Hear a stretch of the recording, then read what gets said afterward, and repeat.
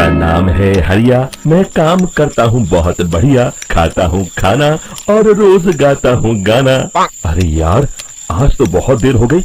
इस खतरनाक जंगल को देखकर तो मेरे हाथ पैर ठंडे हो गए हैं। अगर मैं वक्त पर गांव नहीं पहुंचा तो मालिक बहुत नाराज हो जाएंगे। तभी हरिया को एक आवाज सुनाई देती है। सुनिए हरि जी। अरे, ये आवाज किसने दी?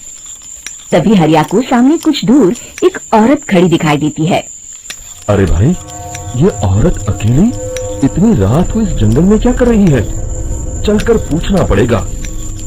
फिर हरिया अपनी बैलगाड़ी उस औरत के सामने लाकर रोक देता है और उससे पूछता है, अरे सुनिए, आप इतनी रात को इस खतरनाक जंगल में अकेली क्या कर रही है? तभी वो औरत मीठी आवाज में कहती है, अरे हरि जी, आप आ गए। मैं कब से आपका इंतजार कर रही थी।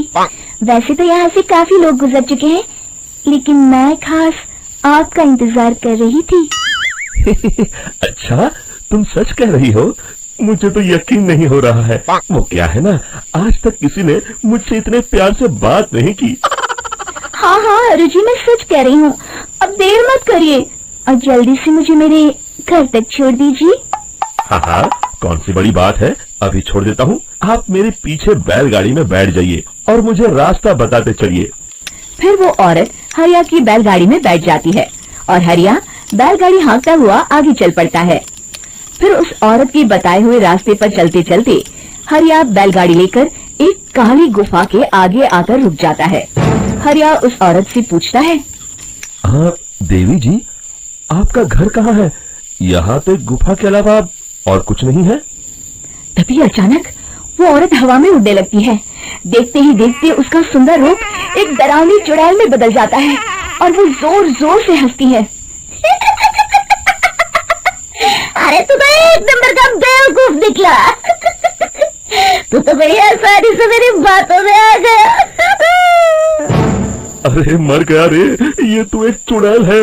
हे भगवान बचा ले, ये तो बड़ी डरावनी दिखाई दे रही है। और फिर अगले ही पल हरिया की बैलगाड़ी में रखा सारा सामान हवा में उड़ता हुआ उस काली गुफा के अंदर चला जाता है और वो चुड़ैल भी उस गुफा के अंदर जाकर कहीं गायब हो जाती है। हरिया ये नजारा देख बुरी तरह घबरा और परेशान हो जाता है। अरे, ये चुड़ैल तो मेरा सारा सामान लेकर गुफा में गायब हो गई। अब क्या होगा? अगर मैं गांव खाली हाथ गया तो मालिक मेरी अच्छी खबर लेंगे। मेरी इस बात का कोई यकीन भी नहीं करेगा। फिर आखिर वही हुआ। हरिया के मालिक चंपक सेठ को हरिया की किसी भी बात पर रत्ती भर भी यकीन नहीं हुआ। चंपक सेठ को लगा हरिया झूठ बोल रहा है और उसने ही लालच में आकर सारा सामान हड़प कर लिया है। फिर हरिया को बेईमान समझकर चंपक सेठ उसे काम से निकाल देता है। अगले दिन अपनी दुकान में परेशान बैठा चंपक सेठ गुस्से में बड़बड़ाता है, अरे, दुकान में तो सामान बिल्कुल भी नहीं है। अब मुझे ही शहर जाकर सामान लाना होगा। फिर वो अपनी बैलगाड़ी लेकर शहर चला जाता है। शहर से सामान लेकर जब चंपक सेठ वापस गांव लौट रहा होता है, तभी उसे एक आवाज सुनाई देती है, चंपक जी, ओ चंपक जी। अरे, ये तो कोई मेरा नाम लेकर मुझे पुकार रहा है। फिर उस रास्ते में वही औरत खड़ी दिखाई देती है। फिर क्या था, हरिया की तरह चंपक सेठ भी उस औरत के पास अपनी बैलगाड़ी लेकर जाता है और वो भी उसकी चिकनी चुपड़ी बातों के मुंह जाल में फंस जाता है। फिर चुड़ैल उसे भी अपनी गुफा तक ले जाती है और उसका सारा सामान लेकर गुफा में गायब हो जाती है। बेचारा चंपक सेठ लाचार होकर खाली हाथ गांव लौट आता है।